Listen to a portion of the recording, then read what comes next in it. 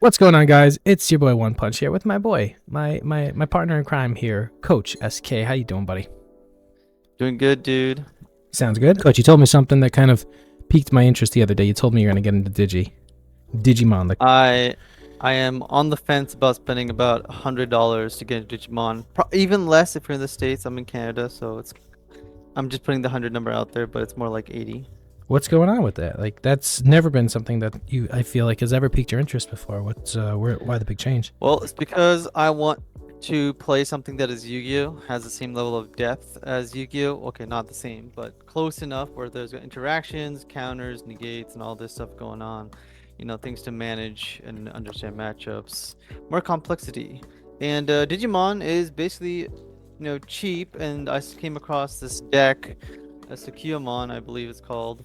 And pretty much, if you buy the 2 star decks, these elite star decks, you have a complete tier 1 deck. So it's like, okay, I'll just buy 2 star decks and I'm into the game straight up. And the whole deck is foiled already for me, so I'm happy with that. So can you just like kind of refresh my mind what your background with Yu-Gi-Oh was?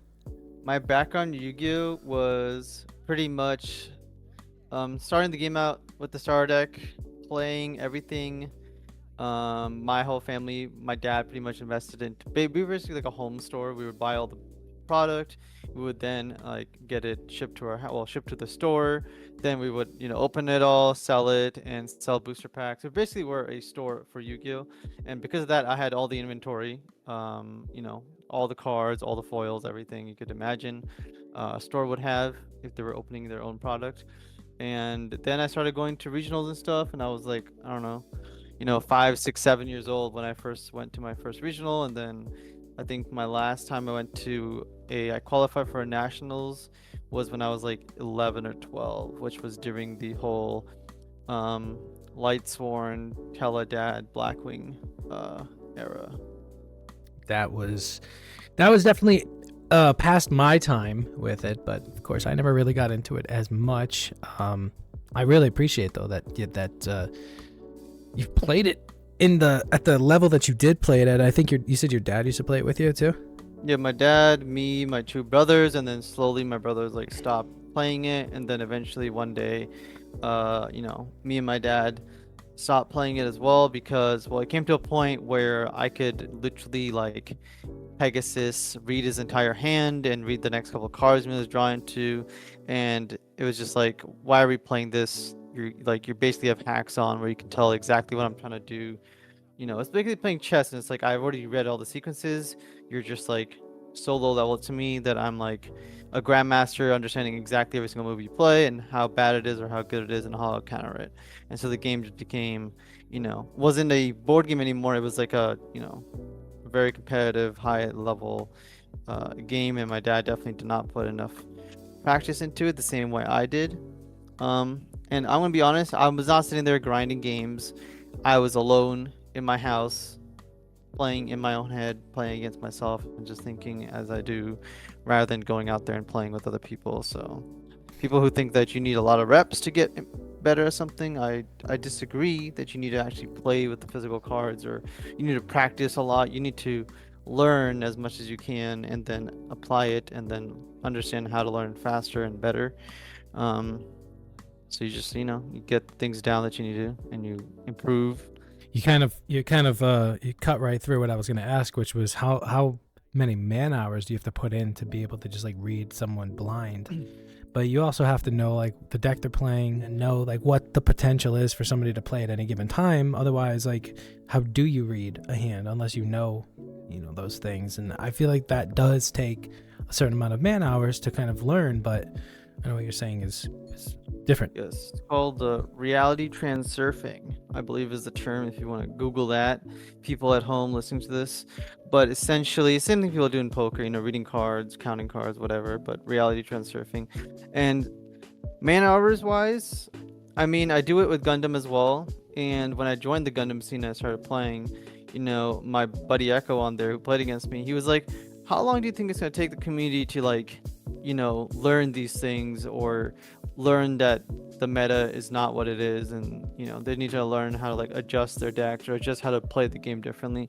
And I'm like, they're never gonna learn. It's gonna take them like 3 to 6 months, if not longer. Sometimes in like Warhammer, it takes people 3 years. Like Call of Duty comes out, and by the time Call of Duty 2 comes out, people still haven't learned how to play Call of Duty 1. And then Call of Duty 2 comes out, and they kind of keep playing that game. And if you talk about like whatever Call of Duty they're on now, it's like, have people learned how to play Call of Duty yet? And the answer is no. They still haven't learned. They've gotten better over 10-20 years of playing the game, but in terms of like how good could they have gotten, and are they playing the game to like improve or not, whether they're tryharding or not, it just doesn't matter. They're just simply not going to get there in time. And I think speed is a factor. Same thing going back to grade school or high school. There's kids that are going to work their ass off trying to get that 80%, and they just don't know how to learn. Okay, and because you don't know how to actually learn and how to understand things, you're just trying to memorize everything, which works, but you need to be able to actually understand what you're memorizing and then keep it, so that when you get to the other questions that are harder or are not in your study material, you can answer them because you understand what you were actually reading in the first place. Especially when you get to from high school to college and then your second year and so on, you got to be able to remember that information, because you just don't understand it. You're just trying to pass the test. Yeah, you're gonna pass it with 70-80%, whatever. But then there's kids out there who get 100% every single test. It's not because they're spending so much time sitting down with man hours. It's just because they did the work day one, they understood everything, and now they're set for for the whole semester, or whole year, or their whole college career basically. They don't have to redo the work over and over and over again and be like, I don't get this. It's because you never understood anything in the first place. You were just copying what you saw on YouTube or what the teacher said, and you were getting that 60% to 80% range, but you never understood the 20%. And that's the hardest part, is understanding something rather than learning a few tricks and tips and tricks here and there to kind of elevate your gameplay really quickly, or getting a better controller or faster mouse and all these things. Playing a champion in League of Legends, for example, you play a deck or a champion who just makes you win more games, but that doesn't mean you actually grew as a player. It doesn't mean that you actually learned anything. It just means that you're being carried, and being carried is not something you want to do. That's why I started making my YouTube content on Gundam as well, because everybody out there just like, this is the meta, and I kept saying since GDO1, the meta is bullshit. The meta is always, it's not always a lie, but in this game it's particularly is a lie, because nobody is focused on what making everything work. They're not actually taking the whole game in and seeing that things are going to work or not. They're just going off of the top 2 decks in the game, and no one is changing it. So now I'm stepping in, pretty much trying to make that that change with my content, explain to people how to play Gundam, and explain to people that the meta is bullshit. You can actually take these other decks that you guys are trying to make work. You guys don't understand how to make them work. So here's some options, and now go and try these out, and then try to make it from that 80%. I'll do 70-80% of the work, and then you do 20-30% of the work to complete it to how you want to play that particular style. When you first get into any one of the games that you play, what is the first level that you're searching for? What's the first thing that you're looking to attack, so that you can become the best player in that particular game? And then the part B of that is this a skill that anyone can learn, or is this something that you either got it or you don't? Well, so part one of that question is a good question. It's probably the best question. Is I attack the game. Okay, people think that you want to head into these type of strategy games and you're trying to learn what the best deck is, and play the best deck or beat the best deck, and play a deck that fits your style. But when you're actually coming into a game fresh, you want to attack the game. Okay, and by what I mean by attacking the game is learning the rule set, and then just like a lawyer, you're dissecting the entire all the words and trying to make a conclusion into what is the game trying to do, what are the weaknesses of this particular game and how they have set it up, and then abuse that fact or have counter plays into the people that are abusing it.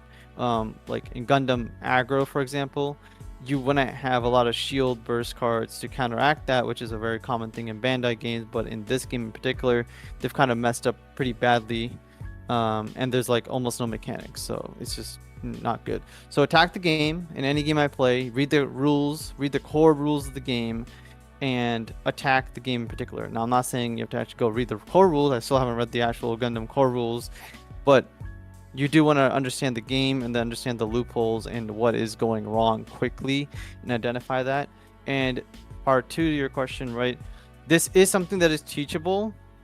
I do it a lot faster than other people. So like obviously like I'm gonna be doing it a lot faster, depending on how smart you are, how like, you know, how long you've been doing it, how quickly these things come to you. Cause like I'm like a, you know, you talk about a cell phone back in the day. The cell phone is still doing cell phone things, but you talk about a smartphone nowadays, or even like the newer smartphones, it's like, you know, it completely changes the game of how quickly something can operate, how quickly you can kind of pull up an app.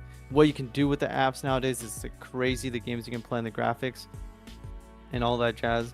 So I'm kind of like leagues beyond everything, because I've been doing it for so long, and doesn't mean I'm the smartest person in the room in terms of like, you know, having the highest IQ or whatever it is, but I have, you know, critical thinking skills that allow me to accelerate in this particular thing because I've been doing it since, you know, basically since like I was 4. You know, I started learning college math in the first, and like before the first grade, I started learning college math, and so I've been using that same skill set to understand puzzles, like problem solving puzzles, and you know, why is math set up the way it is. Like my dad didn't give me the answers to these questions. He just said use common sense and figure it out, and I pretty much did. I understood like why, you know, what is division, what is like multiplication, how would this work, and so on.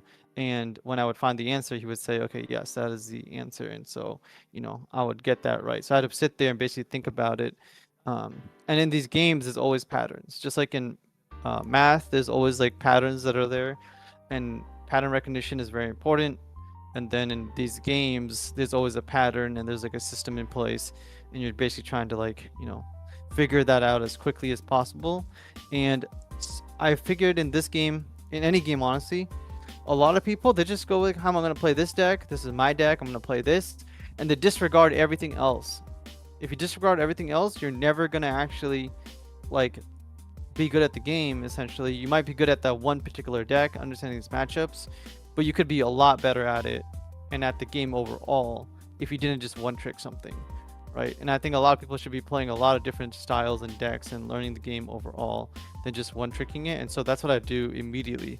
And this is why I don't need to actually pick up decks. I need to follow the fundamentals of the game and understand the core rules or principles that the game have built up, like the pillars of the game.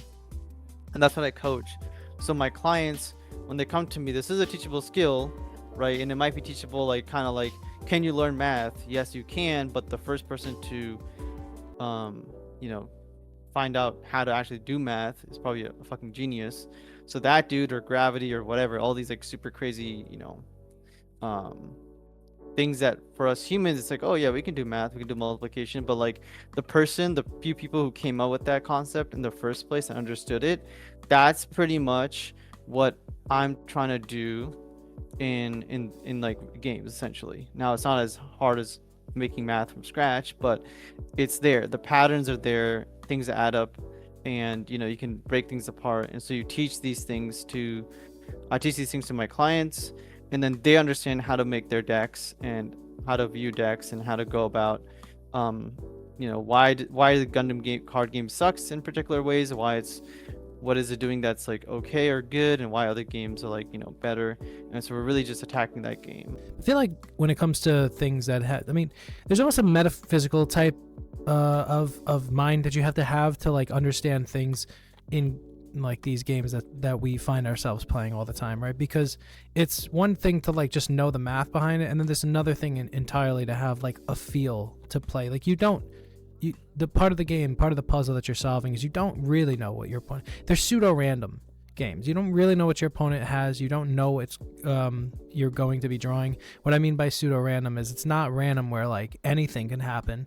You know, you build your deck, you know what's in your deck, but you just don't know when or what's coming up and when. So it's random, but not 100% random, right? And like, so there's still like, there's almost like yes, like in poker, there's like an odds thing. Like if you've seen X amount of, you have 3 of these cards in your deck, you only saw 1. That means there's 2 left. And if there's like 30 cards left in your deck and there's 2 left in there, you know, do the math and the odds of you seeing that card. But sometimes, like, you like, it's just as important to kind of like go off of your feelings, like of the type of person that you're playing. It's not even just like the deck that they have or the cards that they have, or it's what type of player is this, like, right? So like, is this someone who's gonna go all in and try to like try to like just bully me, and even if he doesn't really have it, like, you know. So there's like a personality I think you have to take into consideration for these things. It's not just as blunt as just being good at math. But I think that's what makes these games so diverse for all types of people. It's like there's a play style for everybody in these things, whether you're just starting out or whether you've been playing for many years. And I think that you evolve as a player too. I remember when I first started playing all these types of games, I really started as kind of like very aggro-centric, just loved doing things as fast as I possibly can, because it was backwards. I thought it would be smarter to react to my opponents rather than make the plays, like see what my opponent did and then like make adjustments based on their play. And then I found aggro was more my play style, because I just like going all in. I enjoy it. It's like my play style. But then I figure out, well, who am I playing against? This is somebody that I know personally, and I know that they're very defensive. Do I know that they're very aggro? And so like I have to make a decision of how I want to play based on the person I'm playing, the deck they're playing. I don't know. I think a lot of what you said, I think one of the things that like drew me to you when we first met, when we were playing SWU, was that you had such a strong level of understanding in the game that had just come out. Now granted, it wasn't so original that it was like you know, it wasn't too far removed from like, let's say, Magic or a lot of other card games at the time. Like SWU was its own thing, but you know, a lot of it was like borrowed mechanics from different games, right? And you were able to still take those and put them together in such a way where you had a very strong understanding of the game in a way that I just couldn't see. And so I was drawn to you because I wanted to know how your thinking got you there, and you know, and why we were making the moves, not just the moves we were making, but why you were making them. And just when you would kind of explain those things, it was becoming more and more evident that like, oh, this kid thinks differently, and that's a really good thing. And you said it's something that can be learned, something that you do very often faster than others. But like, what are some, like, give me like the top 3 things you would tell like a new player or somebody who's looking to get good at whatever game that they're playing, and like the first 3 things you would tell them to do. Like you said, man hours is something that you wouldn't recommend. Like it's not important to be the best, but I would, and we can talk about this. I would almost suggest first, like play a lot, like play whatever game you're playing, like play. Like I think my thing is like, for instance, if you wanted to be good at a new game, I'd say like find a simulator, something that you could play online, or have a deck ready and play webcam and play 10 games a day.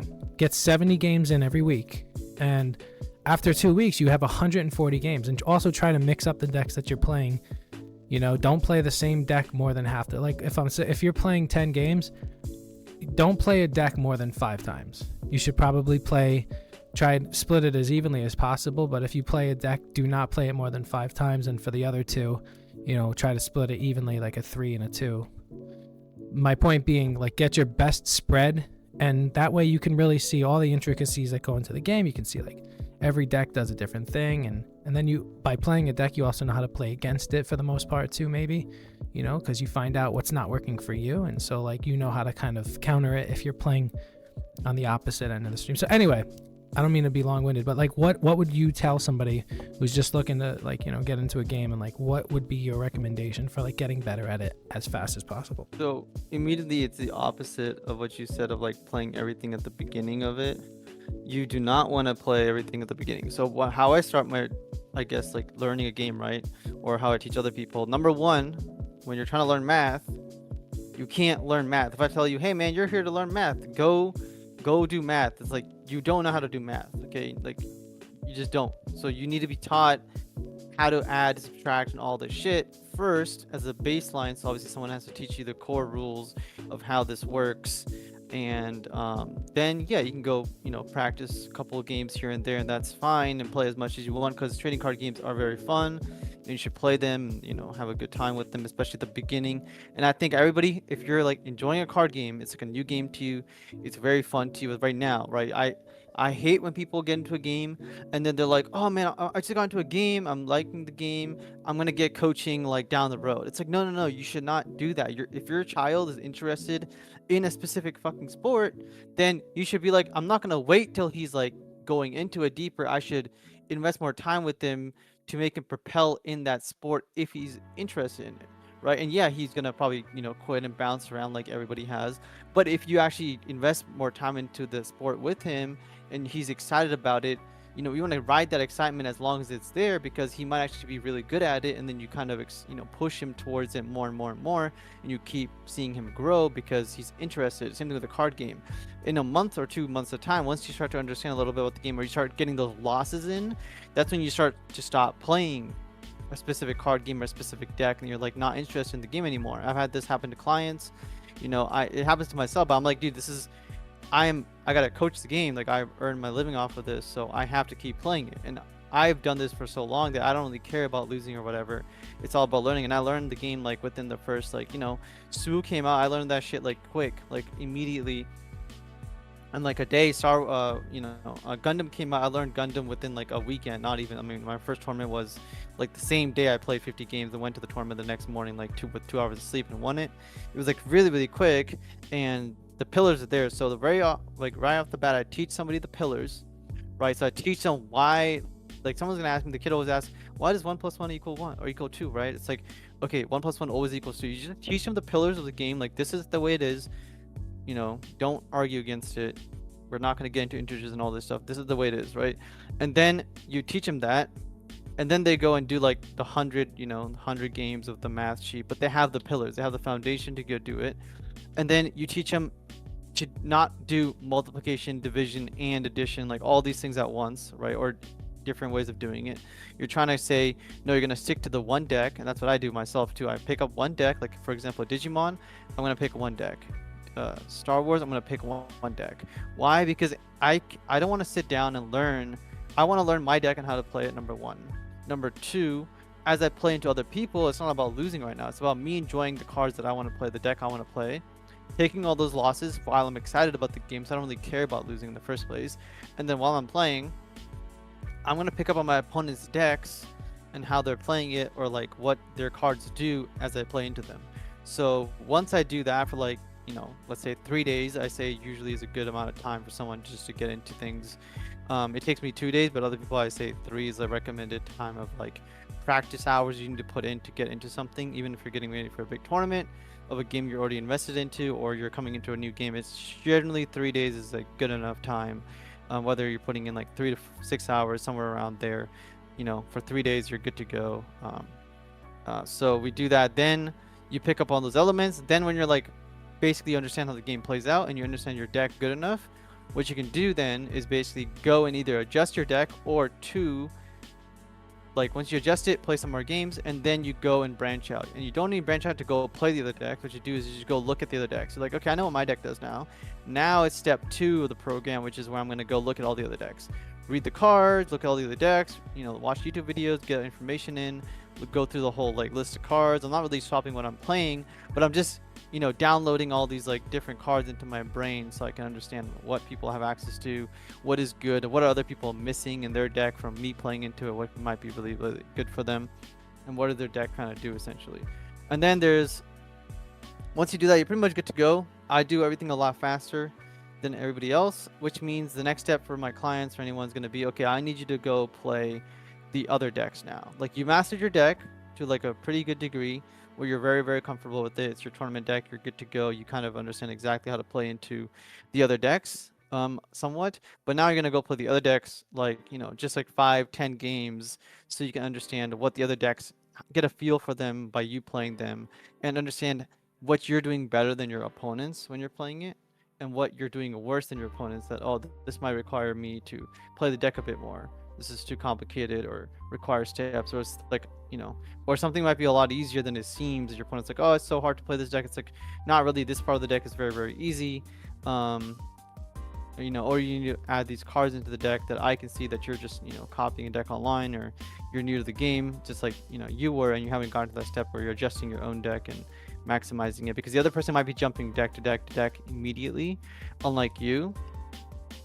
And once you get to that point, then you're pretty much good to go. Like, pretty much know the pillars of the game, you know what your deck is supposed to do and how it's doing it, and then you know that, okay, what do the other decks do and how does it feel to play into them, and now you're well versed in everything. Now what you do after that is, once you're like, you need to completely master your deck. Like, you need to master your deck to a point where it's like, there's nothing left for me to do, pretty much, or what there is left to do will take like, 100, 500, 1,000 games for me to get to that 1% difference, which is irrelevant.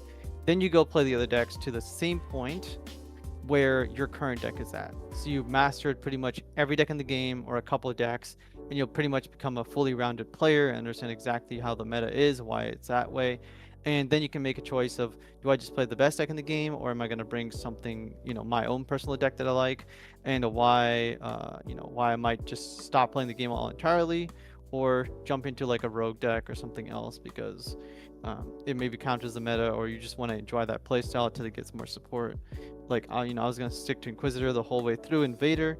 And you need to also stop watching YouTube videos. It's like, when you're a pro player for something, you're a pro player, and the best thing to do after like a loss, or like not performing or anything like that, is like, I do not want anyone else's opinions in my head, because my opinions are like basically just better than theirs, like almost always. And anything that they're gonna be, declaring out there, like going first, going second, or this is the best deck, this is the best deck, I don't want that stuff. What I want is the reasons why they're saying those things. Those are the key things when I like look at it, online videos and stuff. It's like, I don't want to hear you saying this is the best way to do it. I want to hear why you think that way, because that's what I want to hear, and then I can argue in my own head why it's not, or you can kind of try to change my mind about it, like it's a debate. But I'm not debating. I'm just listening to you talk about it, and I can see whether you're right or wrong. And once that information is in your own head, when you start playing your games, like, people listen to me about how the game should be played or designed or whatever. Well, that once that information is in your head, it's not going anywhere. Your head's not just dishing it out one year through the other. Like, it's in there. So next time you think about, why did I improve, or why is something, telling me to do something differently, it's because somebody put that into your head, basically. Like, if someone's like the devil, like whispering into your ear, right? That it's in there now. You cannot get rid of it. It's not going anywhere. And if you see yourself improving, something changed. And this is why I tell some people that I coach, it's like, I told you this like months ago, and it's registered. Okay, whether you are aware of it or not, it is in there, and it's going to come up eventually, hopefully faster than later. And it's important that, I just give you that information, which is why coaching, if I overall, like, in my, let's say, my play area, if I tell somebody some sort of information about the card or the deck he's playing, a lot of people will be like, oh no, I came up with this idea, or it just came to me, or I got better, whatever. It's like, no, I told you this, just like I told you, like, the way of how math or gravity works, or like whatever it is. That's, you're not going to think of it by yourself, and because of this, it came to you. Whether or not you remember me telling you that is irrelevant. I literally told you this, and then you basically like improved because of that reasoning, and you've changed your opinion about something that you might think, yeah, I did change my opinion, but you're never going to get credit for. We've all had friends or people that we know who kind of has said that back to us, but like, it wasn't you, or like look at you like, oh no, it wasn't you, I'm not going to give you credit for anything. It's like, yeah, because you're fucking stupid. And this is why I don't share anything with anyone around me, and I also don't want anyone else's information in my head. Now, I'm a lot better at keeping other people's opinions away from me, because I can control myself, I can control what's in my head and not, and I'm just like better built for that, from doing what I do. But other people, I tell them, if you're gonna have a coach or gonna listen to somebody, listen to one person. Like, if you're gonna have a coach, I don't want to have you be near someone else, right? You can listen to your friends or whatever, but I want you to basically eventually stay away from them or tell them they're fucking stupid, and remind yourself that I have a coach. I'm gonna listen to what my coach said. You don't really go to different masters when you're like learning, like those like Chinese karate movies. You come from this dojo or this school of karate, you stick to it, and everybody else can go fuck themselves basically, because you're learning from one master, and your master is the one that you like, respect and give everything to, and basically say that he's the one that's teaching the right ways. And masters respect each other masters for their opinions, but they also know that this is the way that I'm teaching it, or this is why my school is like superior than yours in different aspects, and they respect it. That's why there's respect between different schools. But the students should basically only stick to one person at a time, and if they don't like who they're learning from or think something differently, then they need to go find a different teacher or something. But overall, you should be listening to like one teacher and not getting different opinions. And when I have clients, I straight up tell them, I'm like, you need to stop talking to your friend or this or that about the card game, because you're just getting bad information, and it's basically backtrailing you to like where you were before I started teaching you good things, and now you're kind of going back to your own ways. And that's a key thing in learning as well with trading card games, is stop. Like, we've all done it when you kind of like figure something out, or like you're talking about ratios. Do I run 3 of this or 4 of this? Do I like run 2 of these or 3 of these? And you keep going back and forth. You're like, I don't know which one. You got to pick one. And if it's going fine, you stick to it and you never adjust that ever again, right? You have to have I don't know what to call it, but like, put the nail in the coffin and say, this is it. This is my way of doing it, until way down the line, like 500 games later, something changes, I'll adjust it because I have enough reps. That's when reps come to play, when it's like very finite 1-2% differences. Like, it doesn't matter. That's when you need like manpower and reps, because you can't exactly pinpoint it, which I also teach as well. I remember when Smooth first came out, though, you were like saying that I think you sat down with your dad and played like 100 games. Am I remembering correctly? I played SWU with my dad. No. When SWU first came out, I played like a lot of games, and then my dad and my brother like got into it for like just a little bit before we all stopped playing that game and it died. Basically, we did play like a bunch of games. Yeah, we played immediately a bunch of games, and we played like Luke. I was playing Vader, and I think my brother was playing Han. We played a bunch of games, and yeah, it was just like 100 games in like one night. Sounds like a blast. Did you did you more often than not come out on top in there when you were playing them?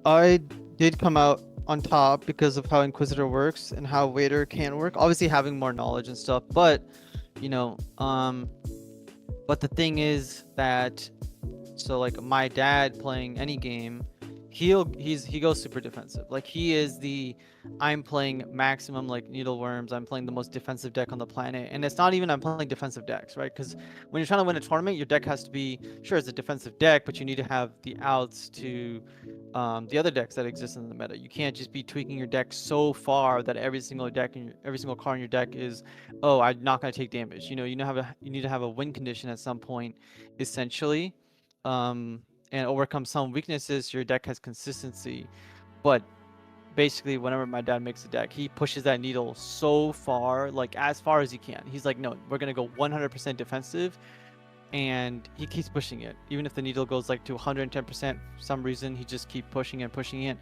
And instead of being like a well-rounded deck, or a defensive deck that has different aspects to it as well, to like counterplay other decks and whatnot, he just keeps pushing it. And so when you have a very, very skewed design of a deck, which is what he basically starts doing, then of course he's going to start winning some games, because your deck is so like skewed one way that, yeah, you're going to beat aggro decks, like get games off of them, because your deck is just insanely defensive. Like, there's nothing else but defensive cards.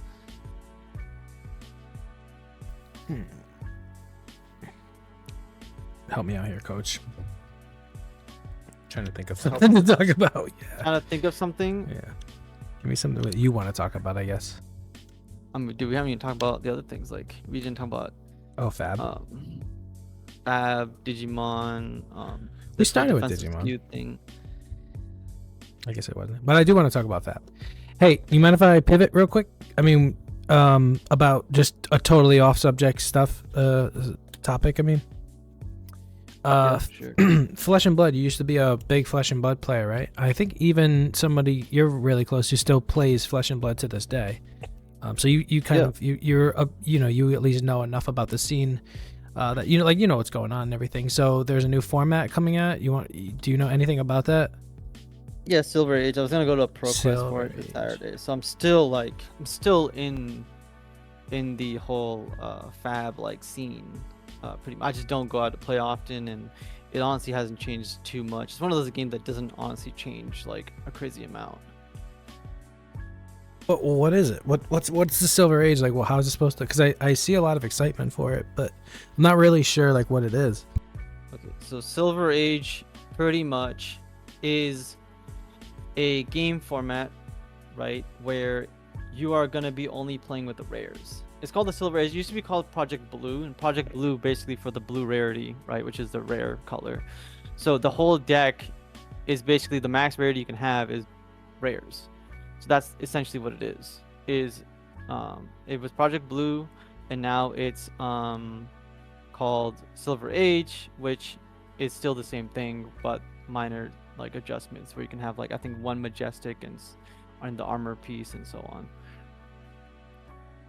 You could still have a really extremely rare card in there, like a majestic. No, so legendary is the highest one. Majestics are just like epics. Okay, so like Yeah.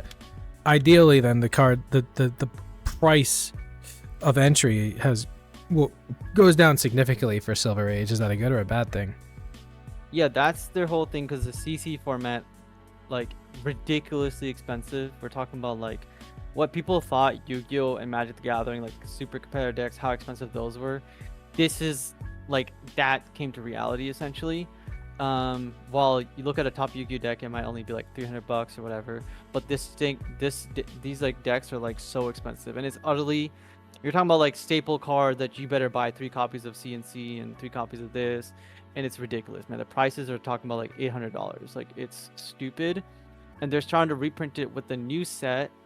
Just came out the brand new set that's basically supposed to support the Silver Age format. So they're releasing a bunch of cards that are for young heroes in the Silver Age format essentially, and they're reprinting the cards in there like CNC, E Strike, and some of the equipment as well for like players who are entering the game through this new format and want to upgrade to to the classic constructed format. They basically can get some of the cards, or the cards will drop in price because it's a reprint basically again. And they can afford, some of these upgrades easier. And so all this is you normally in CC format, classic constructed, you play with the adult hero, which is 40 HP. And in this version, you basically half your hero's HP bar. So most heroes have 20 health, while like a wizard has 15 health. And you can only have a max of 2 cards instead of three cards uh, per card ratio wise. And then you can have, it's like a lot smaller of a deck, 40 card deck instead of 60. And you still have the equipment, but everything is only rares, right? Rares and commons and uncommons.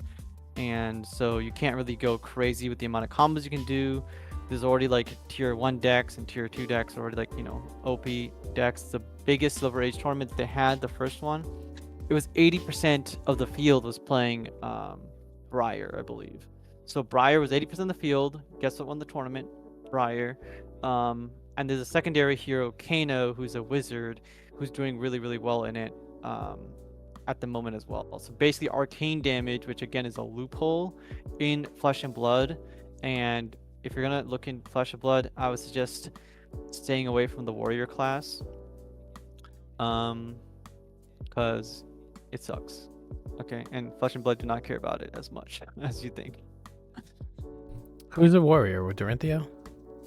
Yeah, Dorinthia, Bolton, any of these guys, if you go into the warrior class, you're playing like the generic Space Marine, like Terran chess style of hero, and it's designed to be deeply integrated in the game of like, hey, you block, you attack, and you use your armor. awesome. Guess what? You're not gonna have access to magic damage, aka arcane damage. You're not gonna have access to like draw cards. You're not gonna have access to like just like cards that allow your opponent to discard cards from the hand or disrupt them basically, or direct damage to their health bar or destroying their equipment. Like all these shenanigans that like an assassin might have, a ninja, a like heavy hitting guardian, or like a wizard essentially, or a rune blade, which is basically a spell blade. So like magic with a weapon essentially, usually demonic and stuff. Graveyard retrieval. Like warrior just literally a basic ass dude. He's got armor on and he's got his sword. And he's gonna throw that sword at you, and that's it. While everybody else around him is like, he's got all these superpowers around him, and this dude just wearing like plate armor and has a weapon. Like, what are we even talking about here, right? It's like getting thrown into the Marvel universe and all you have is plate armor and a sword. You're not gonna get too far. Yeah, it does kind of suck. What Yeah, is it that's about? literally what it is. What is it about Flesh and Blood that I think people are so drawn to? Like what I mean, I played the game briefly, but I never really got into it. But I mean, I played it on Tabletop Simulator when it first came out, and I thought it was fun, but it was I don't know. Yeah. A lot of the players that came into it were from Magic that I noticed. Like if you like talk to somebody, it's like, hey, what games did you play before? Almost like 90% of the people were like, I came from Magic. The game just appealed to them. I'm not sure if it's like the artwork or like the lore behind it being like this medieval type of one-on-one battle or whatever. But like, what appealed to you about that game? The one is fantasy. Right, it's high fantasy, which is awesome because now you get spellcasters and all this stuff. The biggest appealing thing about the game is that it is very back and forth. When you are playing a ninja class, you feel like a ninja. And what I mean by that is you're activating like, you throw your card out, it says, a punch. It's a head jab. You do a head jab into like a leg kick, into like an uppercut or something, right? Or a blackout kick. So your combo pieces that you would do like in Street Fighter or something related to those fighting games is what this is. So a lot of people refer to Flesh and Blood as it feels like a fighting game because it's very one-on-one and you're utilizing all of your resources that you can. And when you do like your combo moves or your big attacks, it really does feel like the hero is coming to life and you yourself are actually hitting your opponent. When they rebuttal against you or try to defend against you with their hand, it is like, oh, he's comboing me right now. I need to defend like the head jab or the flurry of blows or the blackout kick or whatever, the palm strike. I need to defend against this attack in particular. This is his best attack. Like you're playing Dragon Ball Z and he goes and hits you with final flash, Vegeta does final flash on you. That's the attack you're gonna block as much as you can. That's gonna basically deplete all of your armor and your hand for that turn, which means you're gonna be left with nothing to rebuttal against him, and then he's gonna get to go again on you because he, in Flesh and Blood you draw cards at the end of your turn. So if you start the turn with no cards in your hand, you have to end your turn to redraw cards. So what this basically happens is if you use your cards to block, you're not going to have those cards left over to attack, right? And that's what the game kind of plays out, is like it's just kind of swinging back and forth at each other and making critical decisions on, okay, I have this powerful attack in my hand. Am I going to use this to block or I'm going to use it to attack, right? And I can take the hit or I can attack. And then I have some armor. I can use my armor to like take the hit for me, and the armor will deteriorate over time of a battle. As you would think in like any other game, it's like, oh, I'm losing my armor, my shield's going away, I'm getting beat up, and sometimes you'll just take the hit straight up, like, and then you'll have the armor in the late game to really be the fighting force for when you need to reach break points. So you can now start using your shield when your opponent thought he had the upper hand. You just took a bunch of damage, but now your armor is coming into play, and it's a resource war essentially. So that's why people like it a lot. It's kind of straightforward to play. The heroes are unique. There's a bunch of classes. It's one of the games when you pick up a game nowadays, what you're really trying to do is pick a hero you want to play. Like imagine Yu-Gi-Oh came out, like a new Yu-Gi-Oh game, and you, instead of playing with all the cards, you would pick, hey, I want to play as Kaiba or Yugi or whoever, and you would kind of get access to their cards and make decks based off of them and have a unique ability like they would have in the show where you can do a specific thing. And in Flesh and Blood, that's kind of how it is. You have a class and then you have a hero, right, who is part of that class, and he basically is allowing you to play the game slightly differently, and you kind of enjoy playing that play style, that hero, And there's like warriors that are more offensive, there's warriors that are more defensive, there's warriors that can do like, you know, more combo oriented, or having like two weapons rather than just having one big weapon, or having a shield. So it's kind of like you build your own type of like WoW class and start, you know, trying to battle your opponent in a PvP style game. And they just continuously get more and more naked as the fight goes on. Pretty much, or you just die, like, you know, you pretty much like kind of break your armor. And there's some armor in the game that's battle worn. What it means is that you take damage, like let's say you have bracelets, right? And you block with the bracelets, you're blocking with it like almost like Wonder Woman. Now the armor will go away, so the armor starts depleting as you use it. So the first time you block for 2, the next time you block for 1. After that, there's no more armor left on it, but the bracelet's still there, so you can still use this ability, but it's the armor's depleted off of it. So some of the armor is like that. Some of the armor breaks immediately the first time you use it. It just breaks. Like, so there's blade break, there's other types of like armor, and some people don't have a lot of armor. Some people, like wizards, really don't have armor. They kind of use their equipment like you would think of a wizard. They're not really trying to take the hits onto their like cloak or anything. They're using it as a tool to enhance their magical prowess, or their ability to maybe dodge something once, you know. And their magical boots to, like, you know, I play Kano, you can use his boots to basically once per turn turn any of your action cards into an instant, which means you can play it on your opponent's turn, and you can play it without using an action point, which basically means you can just use it, you know, for free essentially. But it's a once per game ability. I always found that just like so funny to, you know, it's like this epic fight happening and he just fucking knocks off his opponent's boots and he's just barefoot. He's like, he goes back to his camp and they're like, kind of like Home Alone, what the hell happened to your shoes? You don't want to know, dude. You don't want to know. You should see the other guy. Yeah, I mean, yeah, there's some battles in Flesh and Blood that go down to like, the games go down to like both people having 1 health, and it's like, who's gonna win it? Other times it could be a complete blowout. Like, there's turns in Flesh and Blood, like the combo based heroes, they can do like 30-40 damage turns, right? And it's like, wow, you went ballistic. And when you think about like a, you know, Mortal Kombat style fatality type of like thing, it's like, dude, this guy is going off. Like in Street Fighter or like Tekken, you know, he's really getting all those hits in and you can't defend him, and he's just going crazy right now. Like, you can't keep up with him. He's grappling you at the right times, he's countering your attacks, he's doing all these things, and you're just getting, you know, flurried down, and you just kind of die. And those games do happen in Flesh and Blood, which is why I like playing ninjas, because I think ninjas is one of the classes in the game that really does represent and makes you feel like this is what Flesh and Blood is. While if you play warrior, yes, you do feel like a warrior, you're going very back and forth against your opponent. But then you play, I don't know, something like wizard is the very hard class, but you play something like a rune blade, and they can, like, you know, some of the classes, they can summon allies. You know, you can summon this big demon essentially. There's an angelic class, light, what's her it's like a summoner class basically, and she can summon angelic angels to her side essentially to attack and take damage for her. So there's like actually a battle going on of, in a coliseum essentially, of you versus your opponent, who's going to come out on top. And yeah. Yeah, I mean, I've never won a single game of Flesh and Blood, and I've played maybe like 10 maybe total. Yeah, makes sense. But if you're playing against somebody who's played more games than you, just understands the game more, you are pretty much never going to win a game of Flesh and Blood. Like, you might slip one here or there, but overall you're just not going to win, especially if they're playing with a complete deck. The game is very, very, like, you need to understand fundamentals very, very well. You need to understand, is it time to go or not? Because that game is also, it's the best of 1 format.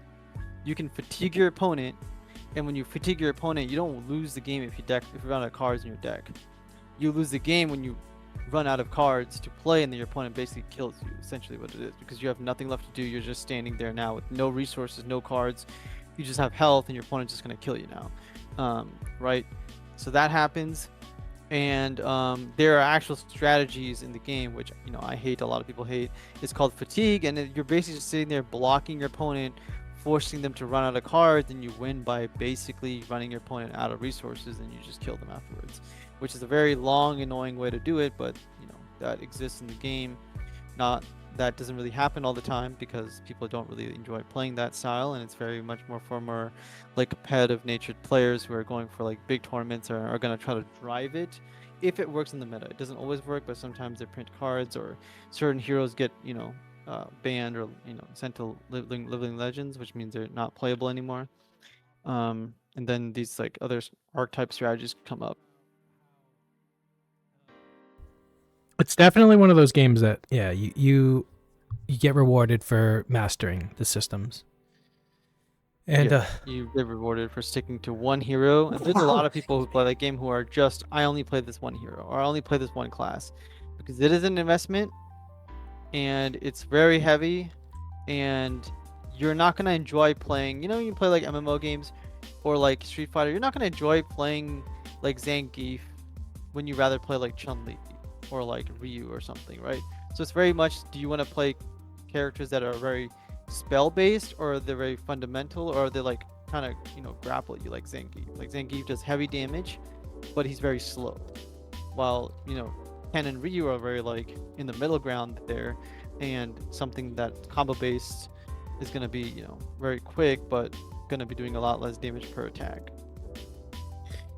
It's a little off topic. Did you ever see the Street Fighter video of the Chun-Li kick combo that's just blocked? Yeah, of course I did. If you haven't seen that, like, you're not even a gamer, bro. I don't even know what you are. You're not a gamer. Yeah, that sent me down a rabbit hole of just like looking into like what exactly that was, because I didn't know what I was watching when I first saw it, but the crowd's reaction was insane. And then someone actually like broke down the fact that like this is an impossible combo to block, and like you have to be so pinpoint accurate that this guy must have been practicing for ages and then to pull that off on like one of the grandest stages of all is just an insane, like, that'll go down in gaming history. I mean, it has, and it's going to. It's completely insane that he was at like, he had a sliver of health, which means if he did not perfect block the hit, he would have died. And so he perfect blocked every single thing, and it was his, like, it's, nobody masters the Chun-Li. Like, you miss it by milliseconds, you're dead. Like, he hit every single one, obviously in the moment, highest like level of play, insane. Like, it's crazy. That literally made him so famous, and it's gonna go, like you said, it's gonna go down forever and ever and ever as one of the greatest gaming history pieces ever. And in like Faker, for example, in League of Legends, when he did his Zed outplay, people haven't seen Faker montages. There's a play specifically where it's a mirror match of him or somebody else. It was Ryu and Faker. I believe his name was Ryu. And pretty much, they're both playing the same hero. It's in the finals for elimination, and Faker like gets hurt a lot. He's like down a bunch of HP, but then he outplays him to like the millisecond, perfectly executed every single thing, and kills the other guy with the same hero. And it was honestly they're both shadow heroes, so they could teleport to their shadows. So it's literally like insanity. It was like they're both teleporting back and forth everywhere, trying to keep up and dodging each other's abilities with these teleportations, and like knowing where they're gonna go and when to dodge it at the last second. And it was insane. It was just like that Chun-Li moment. It was like the second time I've seen it, I was like, I watched it live, I was like, holy crap, dude, like, what did I just watch? This is insane.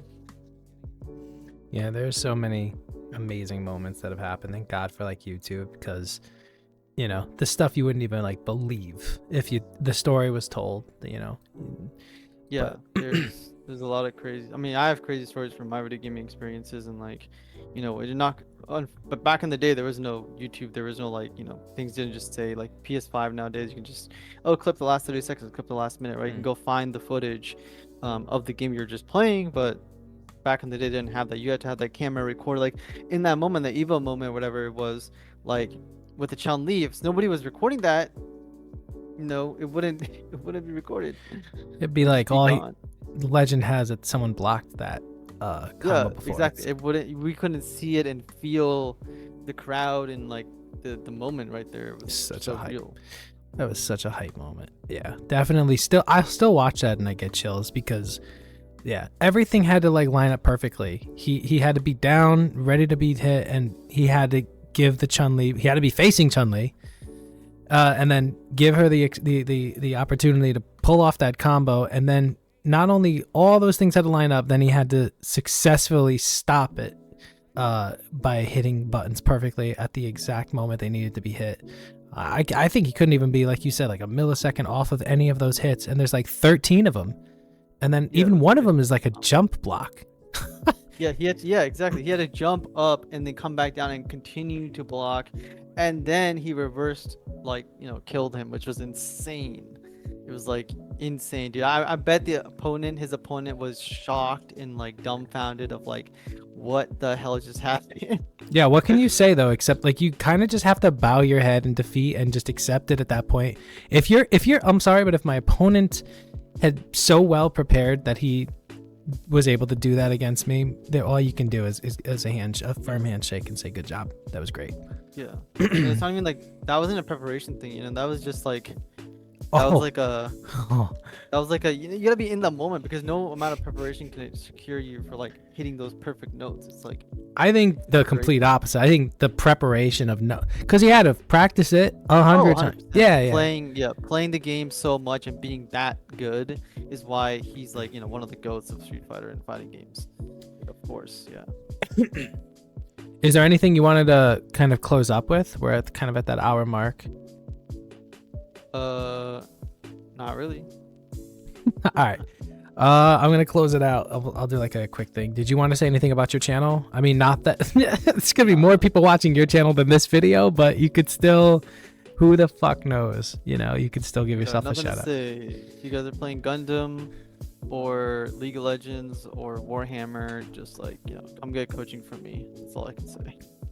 Yeah, guys, if you want, I mean, definitely look into getting some coaching by Coach. He's obviously very well-rounded player in many different aspects of gaming. So, and the consistent high-level reviews that come out, when he has a session with people, these are just people that are singing his praises. So, he knows what he's talking about. I would highly recommend him. I'm blessed with knowing the guy on a different level. So many opportunities I've had to just kind of pick his brain, and I would strongly recommend you guys do the same thing. That's going to be it for this week's podcast. Coach, you have anything you want to say before we go? Like and subscribe, people. Definitely do that. Thanks for watching, guys, and we'll see you next week.